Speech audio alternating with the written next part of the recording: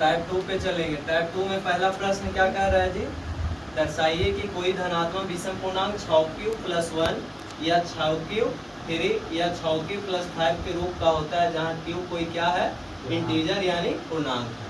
तो सबसे पहले बनाएंगे तो कैसे लिखेंगे, हम लोग जानते हैं यूक्लिड विभाजन परिमेय का यानी यूक्लिड विभाजन एल्गोरिथम पढ़ चुके हैं, a बराबर bq + r।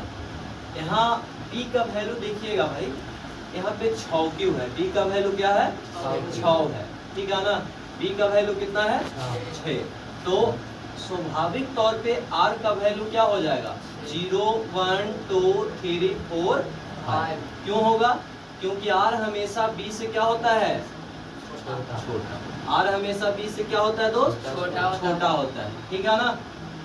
r बराबर 0 1 2 3 4 5 क्यों लिखे, 6 भी लिख सकते थे ना, लेकिन क्यों नहीं लिखे, क्योंकि b से r क्या होता है, छोटा होता है।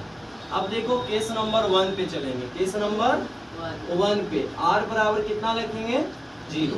r का वैल्यू कितना, 0। तो क्या बनेगा, a बराबर 6q + 0 बनेगा कि नहीं, a बराबर 6q + 0। तो 6q में 0 जोड़िएगा तो क्या आएगा, 6q आएगा, क्या आएगा, 6q आएगा। केस नंबर 2 पे चलेंगे, r का वैल्यू कितना रखेंगे, 1।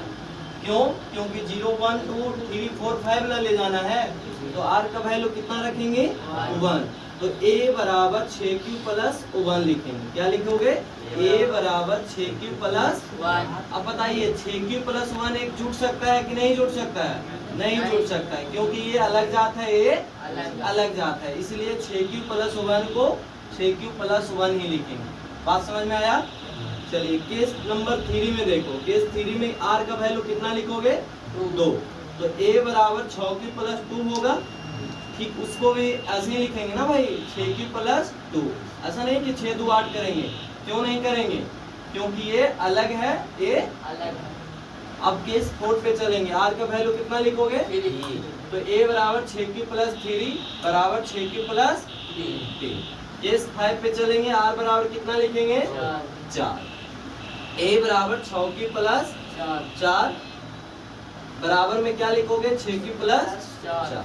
केस 6 में लिखेंगे, r बराबर कितना, 6q + 5 बराबर 6q + 5।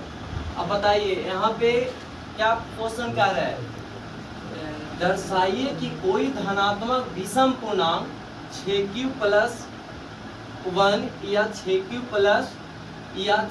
+ 5 का रूप का होता है, जहाँ q क्या होना चाहिए, इंटीजर यानी पूर्णांक होना चाहिए।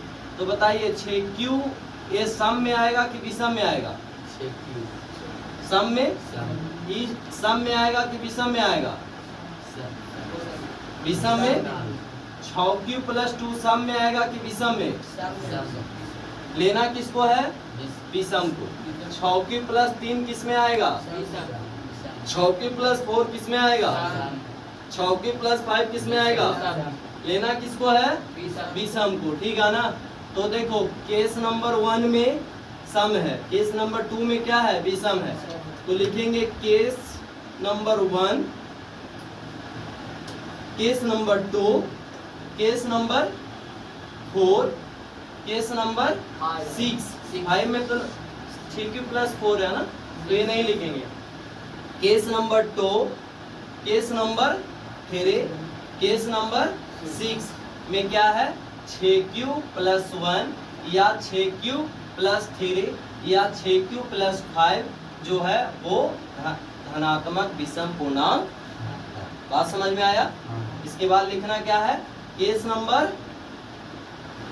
2, केस नंबर 1 नहीं, केस नंबर 2, केस नंबर 4 या केस नंबर 6 में 6q + 1 या 6q + 3 या 6q + 5 अतः धनात्मक विषम पूर्णांक है, क्योंकि हम सिद्ध किए हैं ना।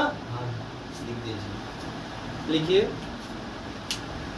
इसमें 6q + 1 या 6q + 3 या 6q + 5 का धनात्मक विषम पूर्णांक का रूप है।